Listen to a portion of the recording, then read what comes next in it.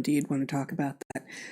This might be a decent place to point this out. So, I mean, what we've been hearing from all the public health officials at this point, now that they're finally beginning to grant that the randomized control trials were too short, that they were indeed shorter even than they were supposed to be, that the efficaciousness that was supposedly demonstrated in them was not quite exactly, and in many ways not at all, what it was that we were told it was. But specifically with regard to safety, increasingly the tune has changed, right? The tune is no longer, of course we did everything that we always do, because it's become totally clear that they didn't. In October of 2021, Norman Doidge published this excellent piece in Tablet, at like a 3 or 4 part, I don't remember what, called Needle Points, which explores what he calls vaccine hesitancy. That's the term that is used. I don't like it, but and it's really extraordinary. And he also read it aloud on Jordan Peterson's podcast for those who would prefer to read it.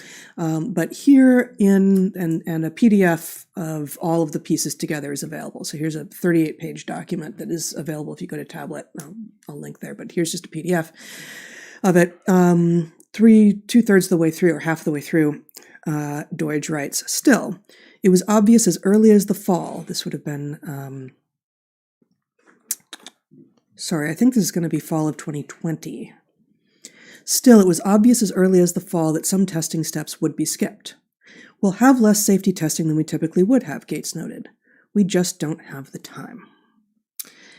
And, that's Bill Gates who said that. He was certainly not the only one of the people pushing the one solution for the massive problem that we are all sharing. But it's, his words are not unique in this regard, but they are telling, because this is a rhetorical trick that is becoming the thing that is used against us. First there's the lying, the obfuscation, of course we did everything according to protocol, of course these are totally safe, of course we know. And then if and only if enough people in the public are going like, you know what, you couldn't possibly have, here's how I know. And they are forced to reveal that actually there were safety steps skipped, or fudged, or whatever it is. Then the story we get is, well, of course we did. No acknowledgement that they had just lied to you. Of course we did. Of course we skipped some safety, but it's necessary because this is an emergency. And so this is just like frickin' Trudeau invoking the Emergencies Act against a bunch of people who were standing up for their freedoms, right? And this is like almost all of the rhetoric that we get back when we resist now. And so I'm going to step outside of this particular conversation for a moment to go to something that seems completely other, but it uses exactly the same rhetorical trick. And this is on an issue about which we actually do feel that there is something that needs to be done. And reasonable people do disagree. This is going to be about climate change. Reasonable people do disagree. And this is not about you have to accept the science as if the science is a thing. But we are so often told that because climate change is the emergency, just like the COVID pandemic is the emergency, it is okay if we skip certain things like burden of proof, like scientific evidence, and go forward with the one solution that's been proposed. This is anti-scientific, it's anti-democratic, it's pro-tyranny, it's all of the bad things. And here's just a particular example. So we have, here's an article, Zach, if you just show my screen briefly, and then I'll pull my screen back.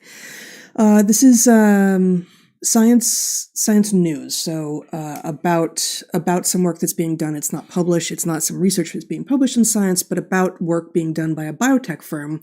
The headline is, and this is from the 23rd of February 2022, "To fight climate change, a biotech firm has genetically engineered a very peppy poplar." Okay. And it's in the voice that we have now come to expect from science journalism, even at one of the 2 premier science journals in the world, that's very much rah-rah. This is this is not journalism. This is advocacy. One. And if I may have my screen back, Zach, so that I can just see what I wanted to read, what quotes I wanted to read here. We have in the article, the transgenic trees are growing fast. And the idea is that faster growth means faster take-up of carbon dioxide, and therefore that's going to slow down climate change. That's the basic argument. Quote, the firm's genetically enhanced poplars grew more than 1.5 times faster than unmodified ones in lab trials. And there's a lot to say about what's wrong with this research, and we can go there.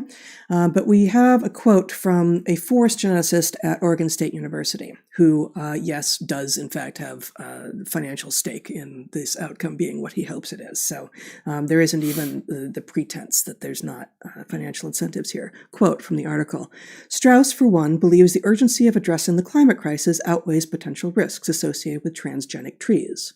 We don't have the luxury, he says, to wait for 30 years and make sure nothing can possibly go wrong.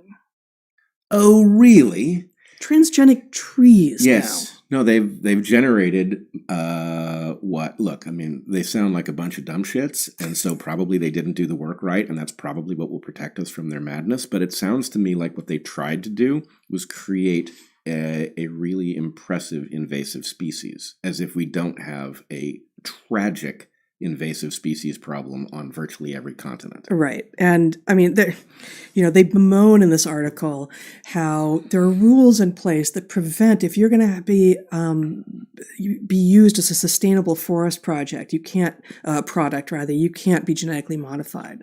It's like, okay. Has anyone in this biotech firm noticed what actually naturally occurring fast-growing trees true of? So let's take alder, let's take cecropia, let's take acroma, balsa, right? Like just to name 3 of the world's most known and widespread fast-growing trees. What is true of all of them? They grow fast, they die young. Right? They fall over very quickly. They're light because they are more air than structure because they grew fast, because that's what they do. Yeah. There are trade-offs that can't be avoided. Yes. Or let's take eucalyptus, right? Which is absolutely devastating forest I don't think habitats. it's particularly fast growing. Well, it's particularly invasive. And to the extent that they've done their work at all well, to the extent that they are correct in at least arguing that this would capture a bunch of carbon out of the atmosphere, then surely what they are saying is that these are dense trees, right? They have to be dense in order for that to work. Right. If they are, like cecropia, mostly hollow. So just right? Cecropia is actually the one that I mentioned that may not be familiar to people. It's just, it is the first primary successional. Yeah, the primary successional species in lowland neotropical forests along with balsa. And people will know that balsa wood, right. Basically doesn't have as many molecules in right. it. Right. You can take super light. You can get the mini dimensional lumber in terms of balsa wood to build stuff, and unless it's like half by half inch, you can just squish it, right? It's because it's that soft a wood, because fast growing means soft wood, right? In general. Let's say that they've got the equivalent of eucalyptus, which is a very dense hardwood, right? But nonetheless, they're talking again. I don't think eucalyptus is fast growing, but eucalyptus has a different fast to capture habitat, right? But I mean, it's got a number of different tricks up its sleeve. Yep, right. It withstands fire, for instance. Yes, it may starts fire, less, but yeah. But anyway, look, the point is, and you're going to have to work our way back here. But one of the sort of themes of what we're getting at, which is actually going to link a bunch of different things together, including this will sound wrong, but even the appalling thing that has now taken place in Ukraine, is that in effect we have a system in which everybody who's supposed to be telling us what we need to know has been transmuted by our economic system into a fucking salesman, which is to say a liar, right? And sometimes they do this by lying to themselves. I mean, what salesman, right, is going to invest in the precautionary principle in which they're telling you all of the reasons that actually you shouldn't be listening to them because the danger that they've missed something is so great, right? Or a deep investigation of the trade-offs where that salesman is now going to tell you all the downsides of the cool thing that they just tried to convince you that you need to do. And in fact, what they do instead is they hijack your amygdala or whatever it is, and they utilize your fear to get you to stop thinking. Right? And that is what they have done in all of these cases. They've said, we don't have time. The emergency is too great. And therefore, you're going to have to let us get you out of this dangerous situation that you will otherwise suffer from. Yeah. And it's monstrous. It's like amygdala spinal tap. This one goes to 11, and we're going to keep it at 11 on you for as long as we can. And we're going to make sure that you buy our stuff. Right, that you buy our stuff. And the fact is, this is sort of how you and I ended up in the crazy position that we're now in, right? Because the fact is, you can actually check their claims, and you can't check them like, no, that's wrong, but you can check them like, actually, that doesn't add up. Mm-hmm. What you just told me has a flaw in it somewhere, and it's either here or it's there, and here's how you know. Mm-hmm. And so at the beginning of all of this, at the beginning of COVID, you and I were hearing claims that, these vaccines are safe and effective. And it's like, well, at the beginning of COVID, we weren't because it didn't exist. A year in. Yeah. Okay. Well, I could tell you one thing right away. You're lying when you say it's safe because safe, I can't tell you that there's a harm, but I can tell you you don't know anything about what this does to you 5 years, 10 years, 20 years down the road. You couldn't. It hasn't existed long enough. And so you're telling me that it's safe is you either admitting that you don't understand what you're saying or that you're willing to mislead me. But either way, I'm now going to be super cautious because I know that you're not telling me the truth. Now, I want to point something out. We've got various mantras that we use, little things that we say to flag certain kinds of errors, right? Like, trade-offs are a key thing for us because if you're not talking about the trade-offs and these things, the chances are you're involved in a sales pitch. You're not involved in a cost-benefit analysis, right? The cost-benefit of the analysis requires the trade-offs. We also say welcome to complex systems. Mm-hmm. And by that, what we mean is you are now dealing with a realm so complex that as soon as you tell me you know all of the effects of the thing that you've just proposed, if the thing you've just proposed is sufficiently novel, you don't know all the effects. And the one thing you can say to make me more comfortable with you is we don't know all the effects. And if you don't say that, then the question is, well, what did you miss? And here, I don't know if you noticed this week, but I believe the 25th of February, a Swedish paper emerged that actually upended a lot of the stuff that some of our antagonists have crowed about very subtly. And what it said, and this is a single paper, maybe it's wrong, it's a single paper that demonstrated something in vitro, that is to say not in living creatures, but in tissues outside of living creatures. Mm-hmm. What it showed was that the vaccines, the mRNA vaccines, actually get reverse transcribed into DNA, which is then found in the nucleus of liver cells. Uh-oh. Uh-oh is right. Now, it isn't 100% clear what that means. The one thing that you would love to know above all else, which they did not show in this paper, was that it does or does not get basically spliced into the genome. Right, which is a crucial question. Right. But they did show, interestingly, that the fact of this mRNA getting reverse transcribed into DNA, which is the language of the genome, then upregulates a appallingly named protein, something like line 1. I mean, God, biologists, I love biologists, but they suck at naming things, and this is a particularly bad case of that failure on their part. But anyway, it upregulates the very machinery that reverse transcribes mRNA. So it's even suggestive of a positive feedback mechanism. Now, there are a million possibilities here, right? It's likely that this never makes it into the germline, right? Even if it does get spliced into the genome in the nuclei of cells in some part of the body, that it never makes it to the germline, and so it doesn't likely an evolutionary dead end, but that doesn't help the individual. Right, but I mean, I guess the point is, look, people have fought over the question, and those on the vaccine enthusiast side have crowed endlessly about the fact that this is not gene therapy because it does not touch the nuclear genome, right? And I've stayed out of that because it's not supposed to. Yeah. But so it's about unintended consequences and complex systems, and specifically the hyper-novelty about which we go on so much in Hunter-Gatherer's Guide, and with which we are all surrounded, really.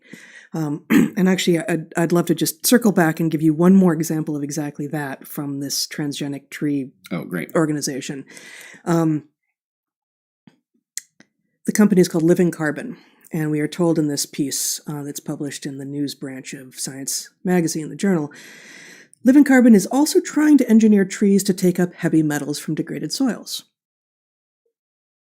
Company leaders hope those metals could give the wood antifungal properties that will reduce its decomposition rate, enabling it to store carbon longer. That actually makes sense to me. It's not a complete analysis. They're trying to reduce decomp in the trees? They have to. They have to, because what they're arguing, and frankly, I don't believe them because they are obviously victims of this thing that has replaced science with sales.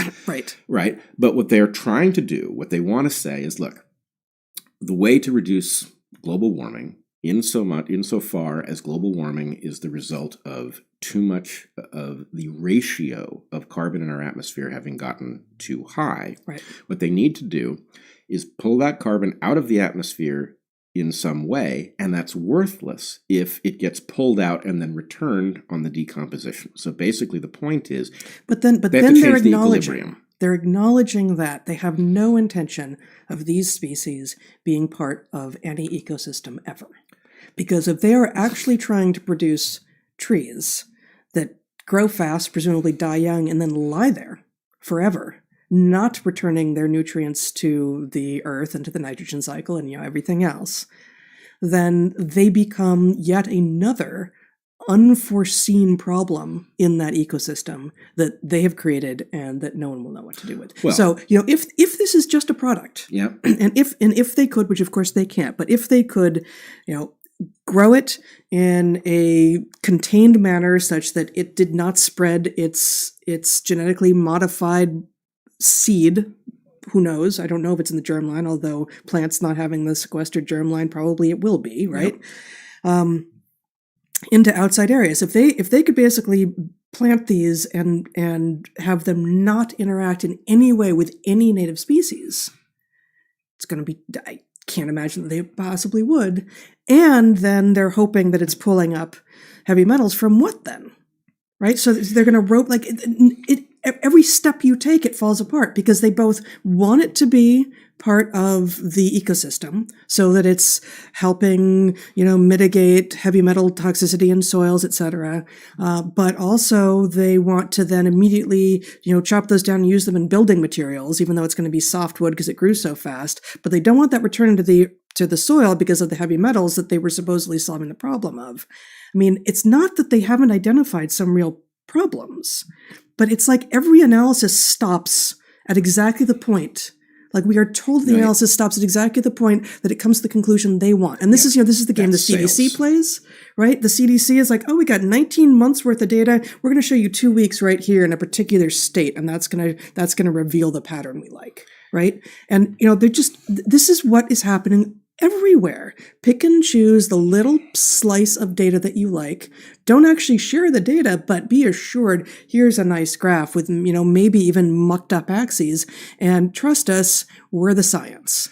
So it is the mental disorder called sales. That's what's happening, right? The mental disorder called sales is one in which you don't actually care that your customer is better off. The important thing, you have succeeded at the point that your customer believes they will be better off enough that they buy the thing. And what I would argue is that we have been running the stupidest gain-of-function experiment with respect to sales in the history of the universe, right? We, by virtue of the fact that we have plugged science into the market, right, where we have basically said, oh, your science is good. Here, convince a bunch of your peers that your science is really important so that you win the funding game. right?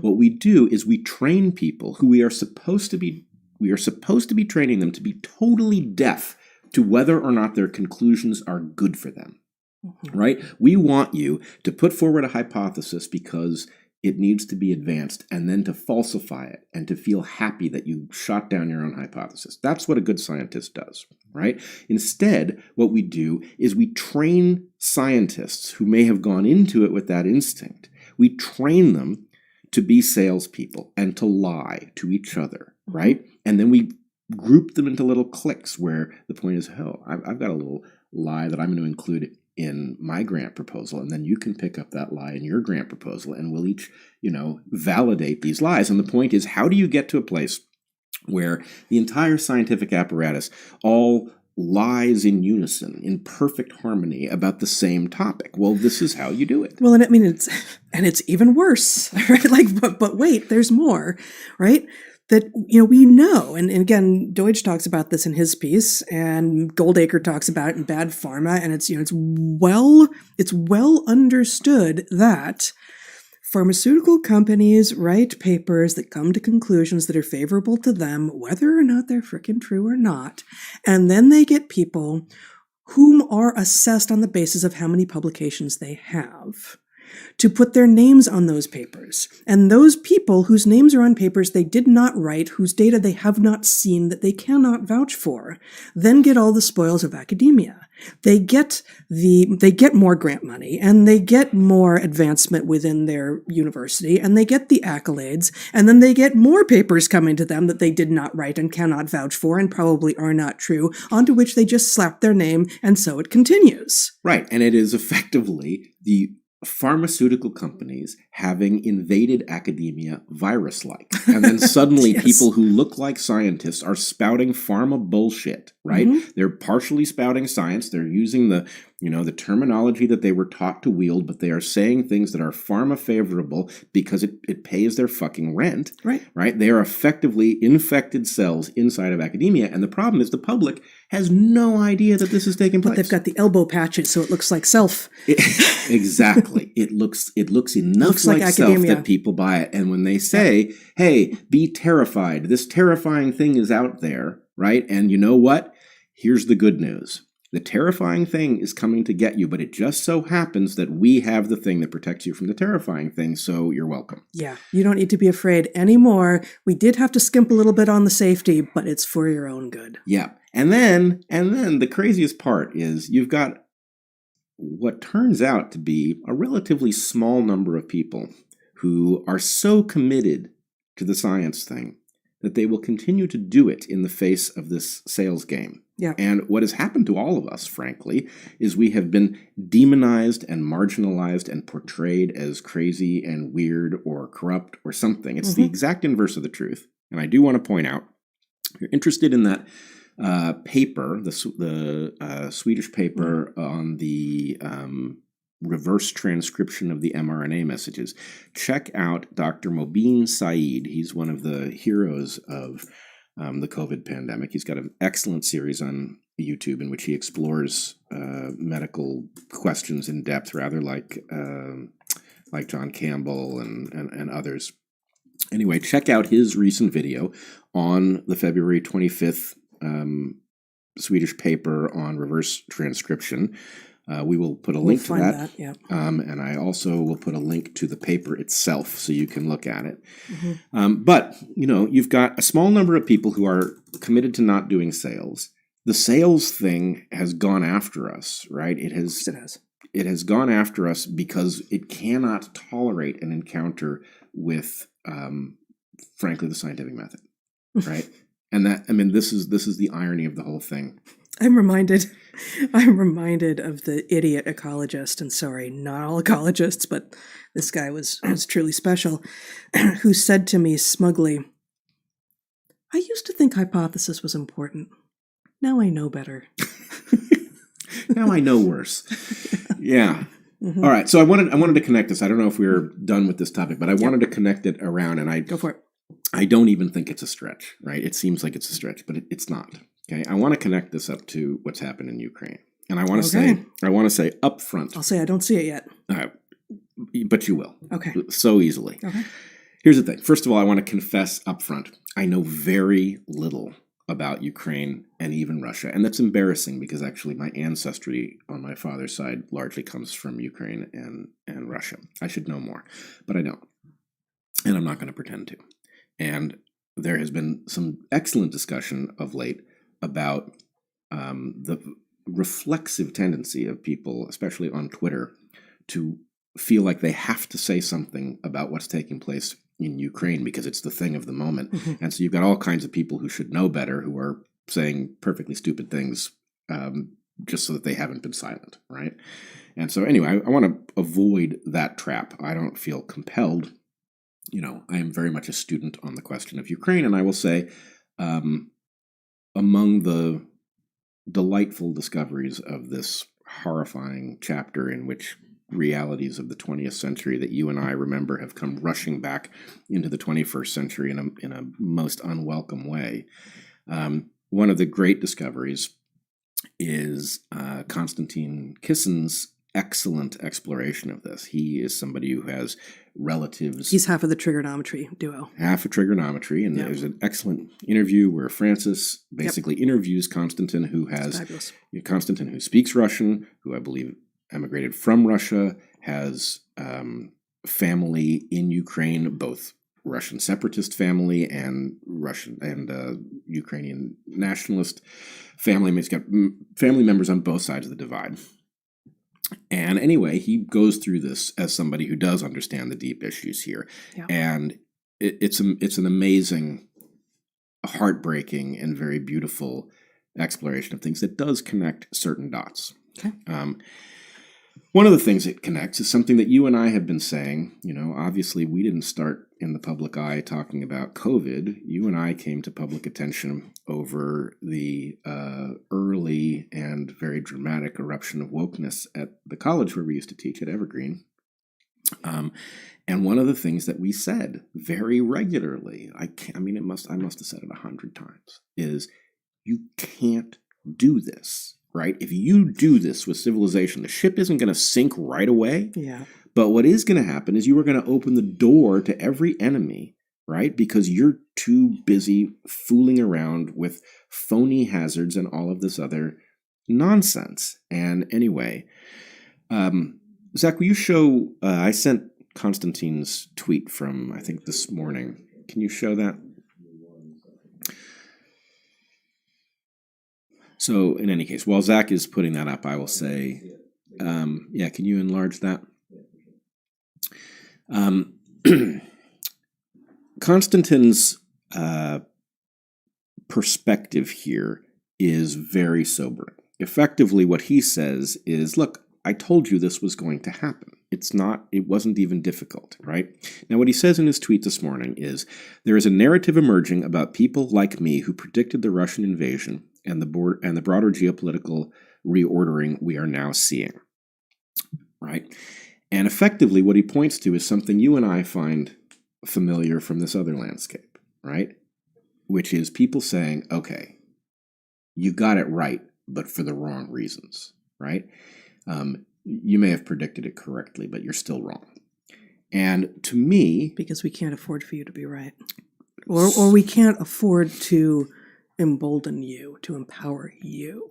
It is the thing... You're the wrong guy. The salespeople, this is the thing they fear most, is that history will demonstrate... the wrong guy. He's the wrong guy. Yeah, now, here's the thing. Just like we're the wrong guys. It is totally possible to make a correct prediction for the wrong reasons. Sure. That happens. What is not possible is a track record, right? The more times you make a correct prediction that other people are not making, the more likely it is that you have an underlying model that actually does reveal something about reality that others are not seeing.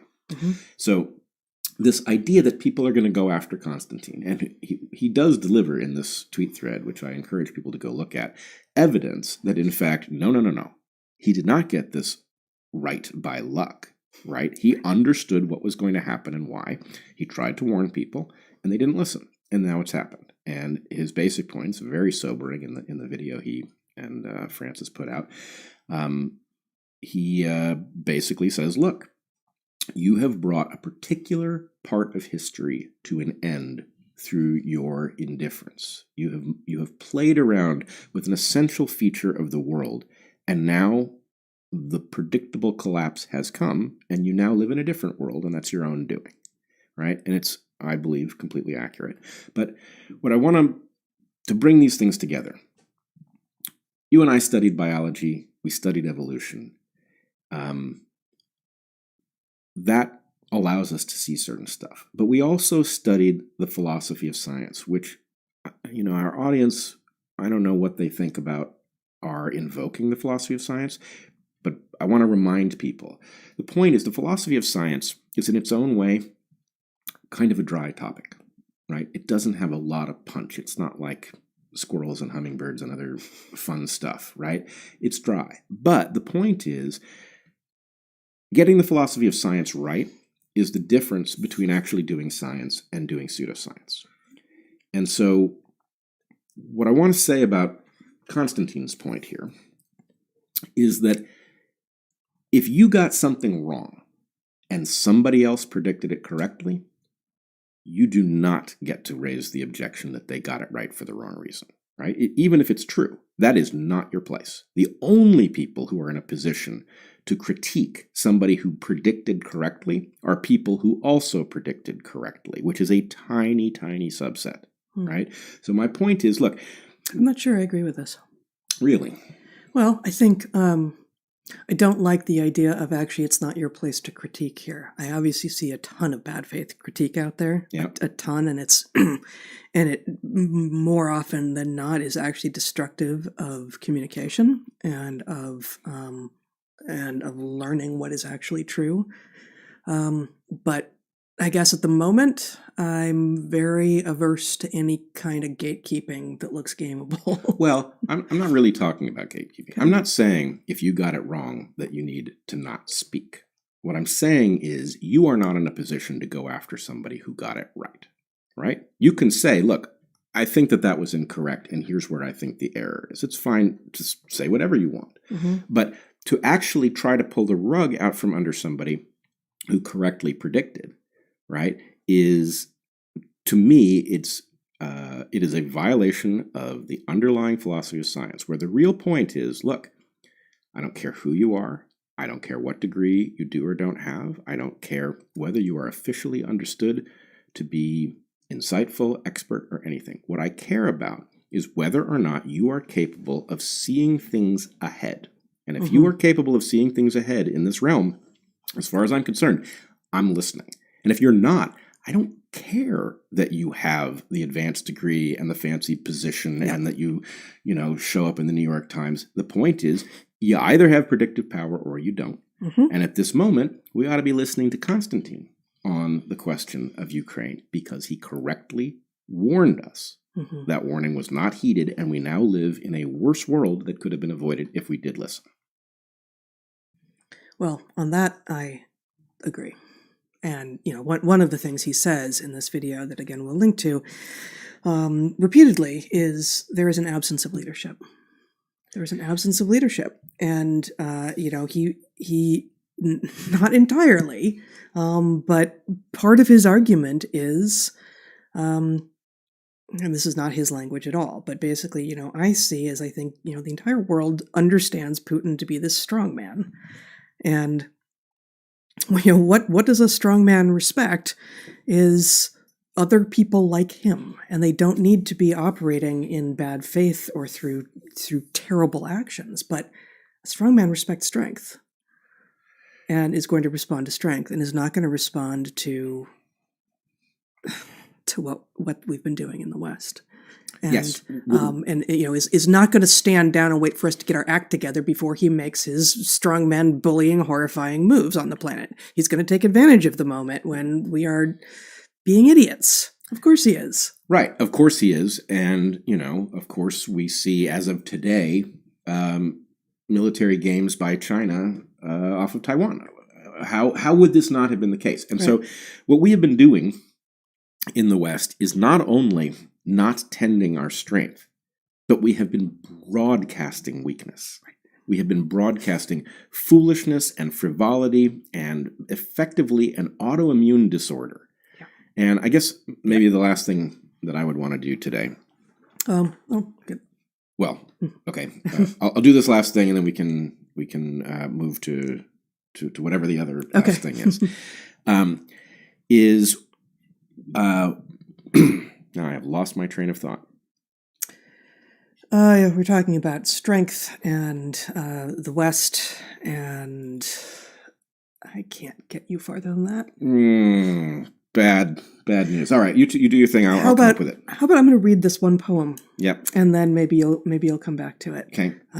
So we have we do have a short letter that we wanted to share, but also we were sent The Piece of Wild Things by Wendell Berry this week by a fan. It's wonderful. He's wonderful, and there are just several marvelous poems in here.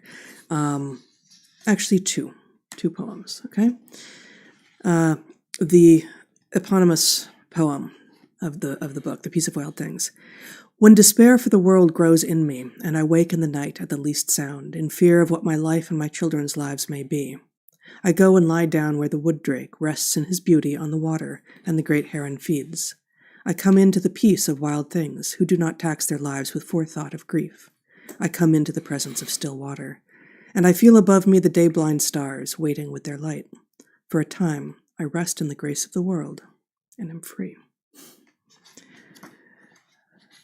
That's one. This other one is very, very different. Did you remember? I did. You want to do that before I read this next one? Sure. Go for it. All right. What I wanted to argue is that we've got a built-in defect that has caused us to put our very future in jeopardy. And I don't just mean the future of the West. I mean the future of the world, which is imperiled by the failure of the West. And the defect is this. All creatures, all products of evolution, seek opportunity to improve something. Even a bacterium is likely only to replace itself in the world unless it finds an untapped opportunity, right? An orange sitting on the counter is an untapped opportunity, and if a fungus or a bacterium can find it, then its numbers can grow exponentially, and that population then becomes the basis for finding the next orange or the tub of yogurt or whatever. So creatures are looking for non-zero-sum opportunities. And they are not looking, therefore, for things that work really, really well, because there's no opportunity in them. If you've got something that's perfect, there's no opportunity for improvement, and so obsessing on it is a waste of time. Now, we don't have anything that's perfect. But what we do have is a system that has been spectacularly good at being productive and has been spectacularly better than everything that preceded it in distributing well-being in a fair way. Now, what I did not say was that our system is fair. I don't believe it's fair. It's terribly unfair. But it's fairer than anything that has preceded it. And the solution to its unfairness is to make it fairer than it is, not to destroy it. But what I believe has happened is that very foolish, childish people have obsessed on the degree to which our system does not fully succeed. And they have invented instances in which it is claimed to have failed when it didn't. Mm-hmm. And they have used this as an argument to unmake all of the underlying structure that actually does work, right? And you and I tried to prevent this. We tried to explain, look, we're not saying the system is fair, and this is one of the strengths of liberals, is that we do understand the unfairness of the system, and we aspire to see it become more fair. But we're not naive liberals. We understand that it has actually done a really good job. It has liberated many people who were not liberated before, and it has been a beacon of hope for exactly that reason. And so, to the extent that it is not as fair as it might be, let's fucking fix it, right? Let's make it better. But let's not gamble on the idea that the unfairness is so riddled through its core that we have to destroy it and that something magically wonderful will replace it.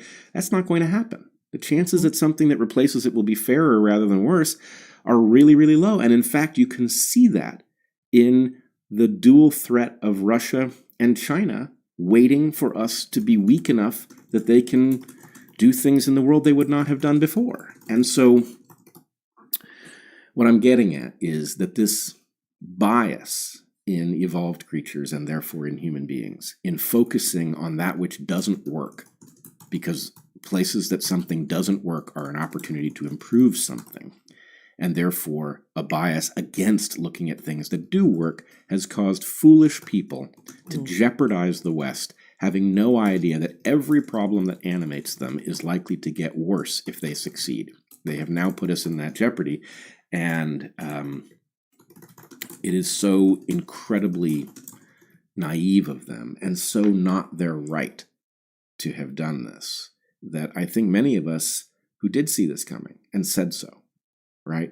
Mm-hmm. It's not college campuses. It's not a free speech crisis. Yeah. You are making claims about civilization that are going to affect our engineering schools and our medical schools and our ability to govern based on something scientifically robust. And our public health response. Our public health response, our military, and you can see it, right? If you want a civilization in which people are liberated to explore the possibility that there are 30 genders, right? If you want people to explore the idea that you can shift your sexual preference with each day of the week, right? I don't think that's smart. But if you want a society that's free enough in which you can explore that hypothesis and see whether it turns out to make things better, then what you need is a really fucking masculine military to guard your borders so that your enemies don't take advantage of your little experiment. And instead, we did it to the military too, right? We basically flung the gates of the city open to our enemies. And one thing that I think, it's just a hypothesis, and I'm not saying, to say that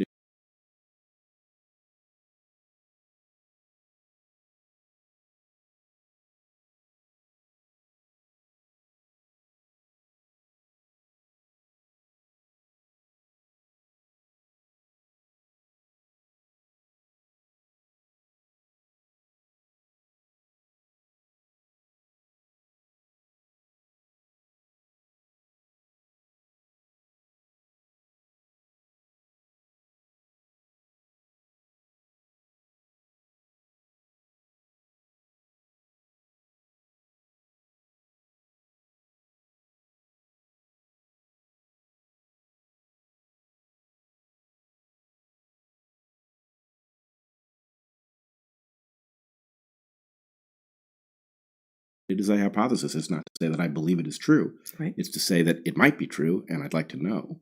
But one possibility is that somehow our level of stupidity exceeds what could naturally be explained by confusion. That in fact, riddled throughout our technology and our media environment are components that were built by people whose interests are not our interests. And maybe our level of stupidity is not organic. Maybe our level of stupidity is not organic, he says. He says. Well, I think that actually is a good segue for this next Wendell Berry poem, believe it or not. This has very little in common with that last one. Manifesto, the Mad Farmer Liberation Front. Ooh, I like this. Love the quick profit, the annual raise, vacation with pay. Want more of everything ready-made. Be afraid to know your neighbors and to die. And you will have a window in your head. Not even your future will be a mystery anymore. Your mind will be punched in a card and shut away in a little drawer. When they want you to buy something, they will call you. When they want you to die for profit, they will let you know. So friends, every day do something that won't compute. Love the Lord. Love the world. Work for nothing. Take all that you have and be poor. Love somebody who does not deserve it. Denounce the government and embrace the flag. Hope to live in that free republic for which it stands. Give your approval to all you cannot understand.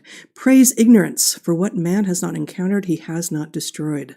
Ask the questions that have no answers. Invest in the millennium.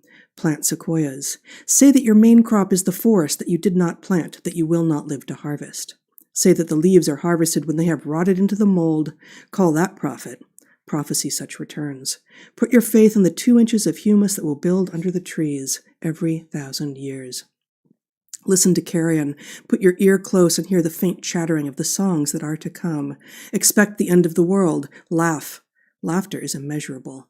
Be joyful, though you have considered all the facts. So long as women do not go cheap for power, please women more than men. Ask yourself, will this satisfy a woman satisfied to bear a child?